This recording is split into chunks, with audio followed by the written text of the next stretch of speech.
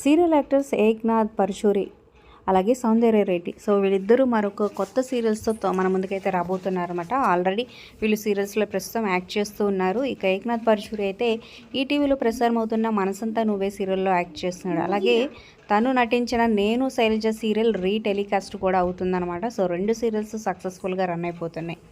ఇక సౌందర్య రెడ్డి జీ3లో ప్రసారం అవుతున్న పడమటి సంధ్యారాగం సీరియల్లో రామలక్ష్మిగా తన యాక్టింగ్తో అదరగొట్టేస్తుందన్నమాట.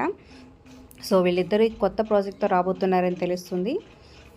కానీ అది ఏ సీరియల్ ఏ ఛానల్ అనేది అఫీషియల్గా అప్డేట్ రాకపోయినా సో జీ తెలుగులో ఆల్రెడీ ప్రోమో అయితే రిలీజ్ అయింది లక్ష్మీ నివాసం అని.